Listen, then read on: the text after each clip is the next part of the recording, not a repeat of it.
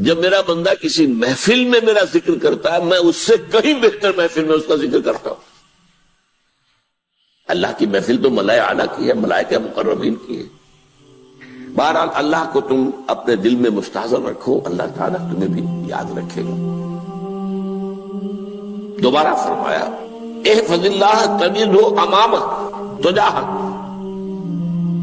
اللہ کو یاد رکھو تو اپنے سامنے موجود پاؤ گے، جب چاہو دعا کرو تو احفظ اللہ تجدہ امامک یا تجاہک، اپنے سامنے موجود پاؤ۔ اذا سالتا فاسأل اللہ، اب آ گیا وہ مرکزی مضمون۔ دیکھو جب مانگو اللہ سے مانگو، غیر اللہ کے سامنے ہاتھ دراز کرو ہی مت۔ ایک حدیث میں آتا، یعنی حرام نہیں ہے، دنیاوی قواعد اصول قوانین کے تحت کسی سے مدد چاہنا، کوئی سوال کرنا حرام نہیں ہے۔ آپ سوال کریں، مدد لیں، اسی پر دنیا قائم ہے، ایک دوسرے کے ساتھ تعاون کے ساتھ۔ لیکن اونچا مقام کیا ہے؟ کسی سے سوال مت کرو سوائے اللہ، یہاں تک کہ جوتے باندھنے کا تسمہ تمہیں درکار ہے تو بھی کسی سے مت مانگو، اللہ سے مانگو۔ کیا پتہ اللہ کس کے دل میں ڈال دے اور وہ آ کے تمہیں تسمہ پیش کر دے۔ ہوتا ہے ایسا، بس اوقات ہوتا ہے۔ جو اللہ کے ساتھ لو لگا کر رکھنے والے ہیں ان کے تو ایسے واقعات ہوتے ہیں کہ دل میں ایک بات آئی اور اس کے بعد وہی بات جو ہے وہ کوئی شخص آ گیا، اس نے وہ بات پوری کر دی۔ کیونکہ لوگوں کے دل جو ہے وہ تو اللہ کے دو انگلیوں کے مابین جو چاہتا پھر دیتا۔ کیا پتہ اللہ کسی فرشتے کو انسانی شکل میں بھیج دے، آتا ہے فرشتہ، آتا ہے انسانی شکل میں، آپ کی تکلیف کو رفع کر دے، آپ کی ضرورت کو پورا کر دے۔ اسی سے مانگو، کسی اور سے مانگو۔ یہ ہے توحید کا لب لباب۔ یوں سمجھیے اسلام کی جڑ کیا ہے؟ ایمان۔ اسلام کا جو خارجی نظام عمل ہے، انفرادی اعمال ہو، اجتماعی ہو، ان سب کی روح رواں کیا ہے؟ ایمان۔ ٹھیک، ایک بات ہو گئی۔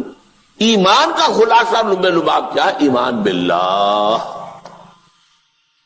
جیسے ایمان بالآخرہ بھی ہے، ایمان بالملائکہ ہے، ایمان بالانبیاء ہے، ایمان بالرسل ہے، ایمان بالکتب ہے، ایمان بالقلب ہے، لیکن اصل ایمان، اسی لیے ایمان مجمل میں آپ کو معلوم ہے کسی اور چیز کا ذکر نہیں۔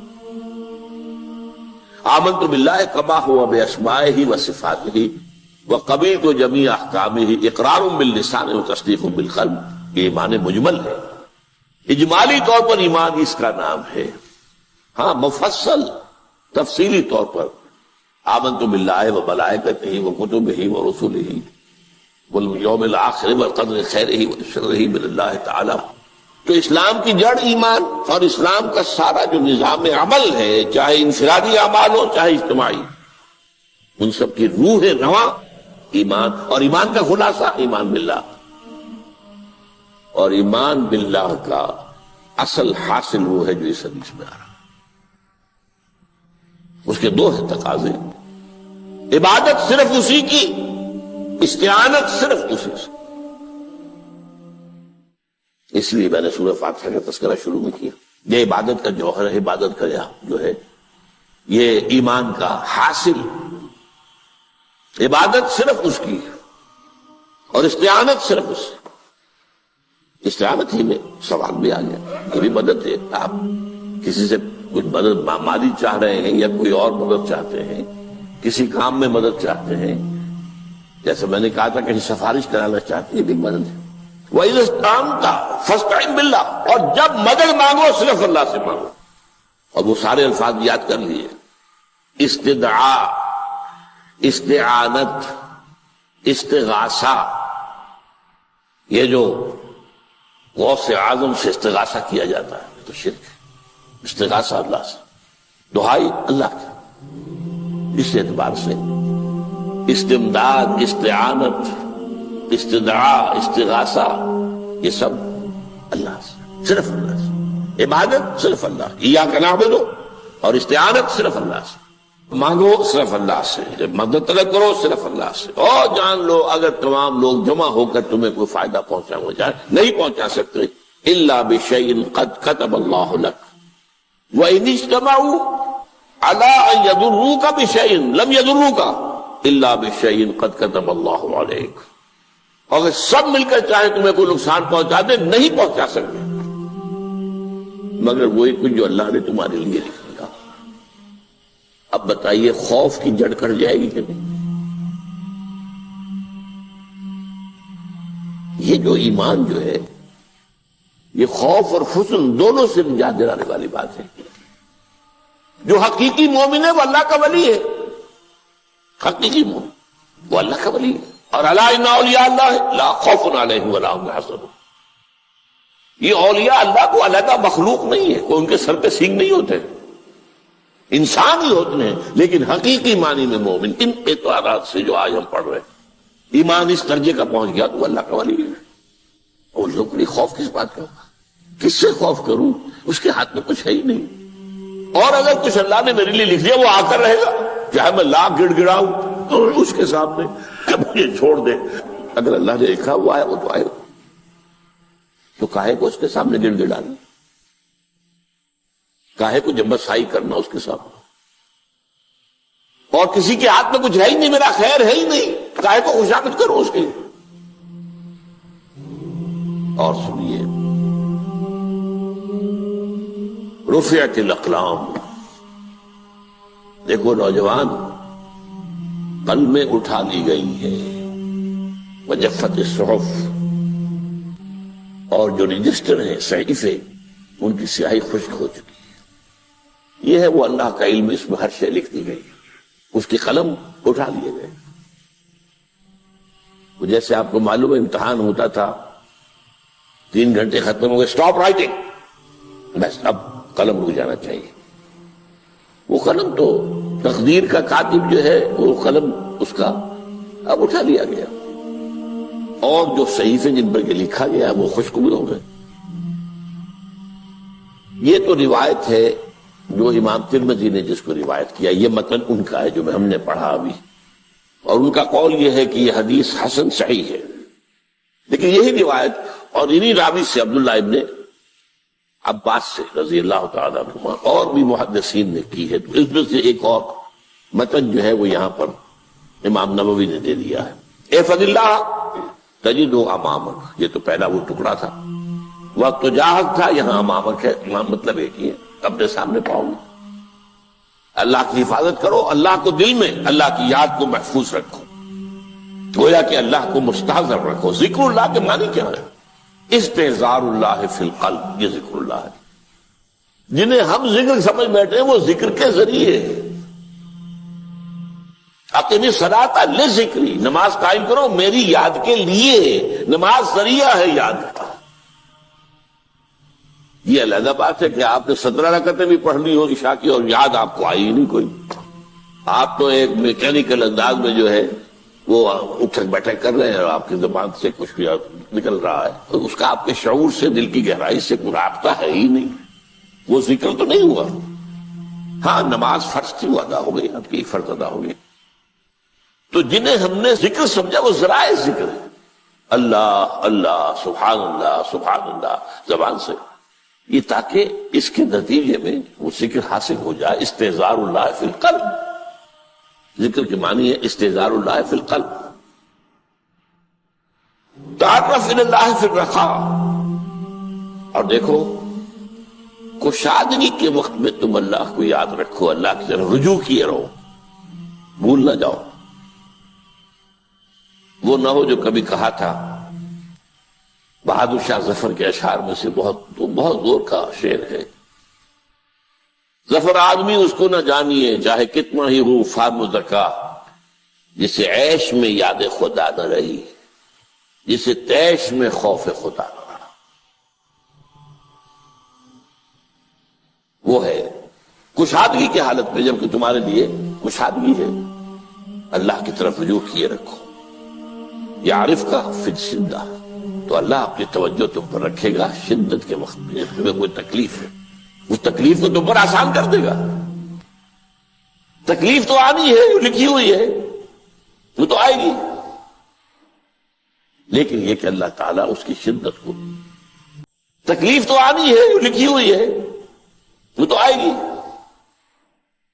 لیکن یہ کہ اللہ تعالیٰ اس کی شدت کو، ایک ہی چیز ہے جس کو ایک انسان بہت شدت کے ساتھ محسوس کر رہا ہے، دوسرا آدمی اتنا نہیں محسوس کر رہا ہے، احساس کا معاملہ ہوگا نا۔ وہ تو اصل میں اگر انسان کی نروز کٹی ہوئی ہے تو احساس ہوگا ہی نہیں، سرے سے ہی نہیں ہوگا۔ تو اس اعتبار سے اللہ تعالیٰ تمہارے لیے وہ شدت کی کمی کر دے گا۔ وَاعْلَمْ أَنَّمَا أَخْطَأَكَ لَمْ يَكُنْ لِيُصِيبَكَ، اور جان لو جو چیز تم سے چھوٹ گئی ہے، رہ گئی ہے، وہ ہرگز تمہیں ملنے والی نہیں تھی۔ اب آپ نے کسی ملازمت کے لیے درخواست دی ہے، درخواستیں مانگی گئی ہیں، اپنی سی محنت کر لی، نہیں ملی ملازمت، اب آپ بیٹھے ہوئے افسوس میں، رنج میں، غم میں، فلاں نے یہ کر دیا، فلاں نے یہ کر دیا، وہ فلاں جو ہے بڑی تکڑی سفارش لے آیا تھا، فلاں نے رشوت دے دی۔ چھوڑو میاں اس کو، وہ تمہارے لیے نہیں تھی۔ کاہے کو اپنے ذہن کے اندر یہ کھچڑی پکا رہے ہو بیٹھے ہوئے؟ خواہ آپ شاید سوء ظن میں بھی مبتلا ہو رہے ہو، کسی نے نہ رشوت دی اور آپ سمجھتے ہو کہ رشوت دی ہے اس نے۔ یہ ساری چیزیں جو ساری سیئات، ان کی جڑ کٹ ہے ابھی۔ وَاعْلَمْ أَنَّمَا أَخْطَأَكَ لَمْ يَكُنْ لِيُصِيبَكَ وَمَا أَصَابَكَ، اور جو چیز تم پر آ گئی، لَمْ يَكُنْ لِيُخْطِئَكَ، ہو ہی نہیں سکتا تھا کہ وہ تم پر نہ آ۔ یہ کر لیتا تو ہو جاتا، شاید یہ کر لیتا، میں نے ٹیکا پہلے لگوا دیا ہوتا تو یہ بات نہ ہوتی۔ بھائی وہ جو ہونا تھا وہ ہونا تھا۔ اب یہ وہ چیز ہے جس سے انسان میں کیفیت پیدا ہوتی، تسلیم و رضا۔ ہم بھی تسلیم کی خو ڈالیں گے، بے نیازی تیری عادت ہی صحیح، اے اللہ جو تو نے چاہا مجھے قبول ہے۔ اسی لیے میں نے آپ کو آیتیں سنائی سورہ تغابن کی، ما اصاب من مصیبت الا باذن اللہ، کوئی مصیبت نہیں آتی مگر اللہ کے اذن سے۔ وَمَن یؤمن باللہ یہد قلبہ، جو اللہ پر ایمان رکھتا ہو اللہ اس کے دل کو ہدایت دے دیتا ہے۔ ہدایت کس بات کی؟ تسلیم و رضا۔ سر دوستاں سلامت کہ تو خنجر آزمائی، نہ شبد نصیب دشمن کے شبد ہلاکت تیغت، اے اللہ تیری طرف سے ہے، مجھے قبول ہے، اور بظاہر مجھے تکلیف ہو رہی ہے لیکن یقیناً اس میں میرا کوئی خیر ہے۔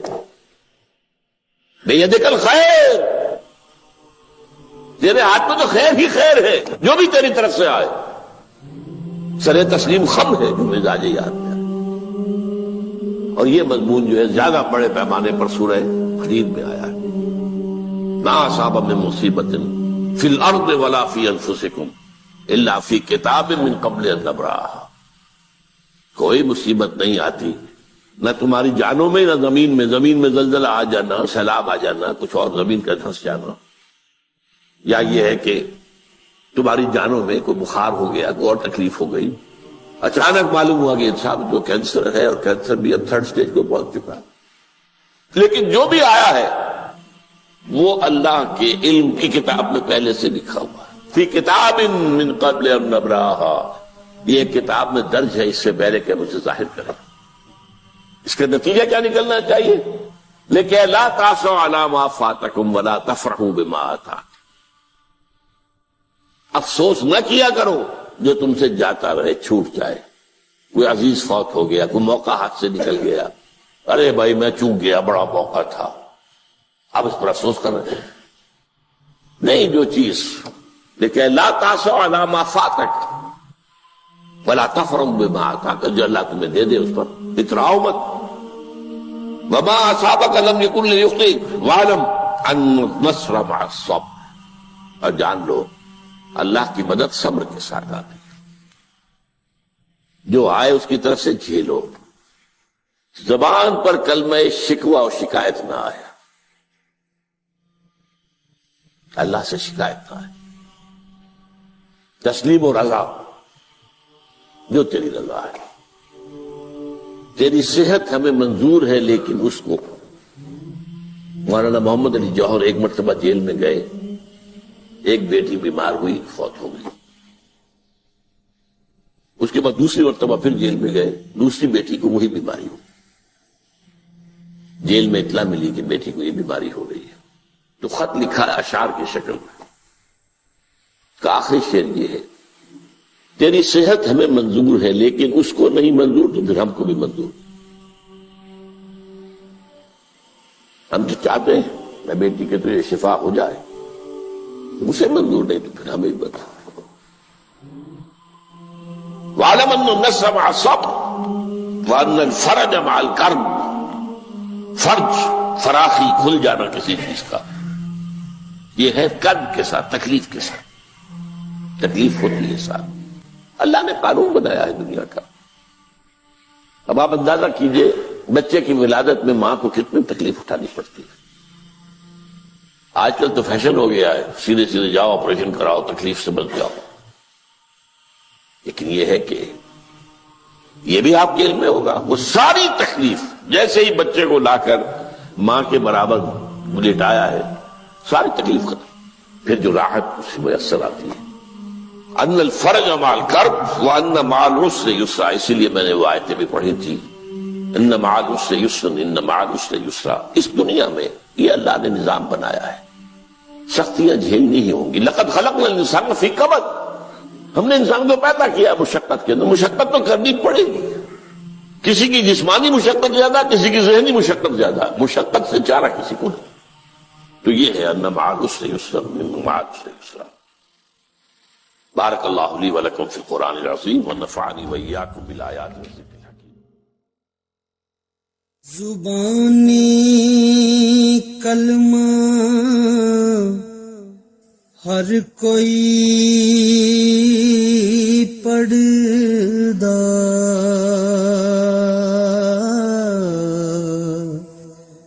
تے دل دا پڑھدا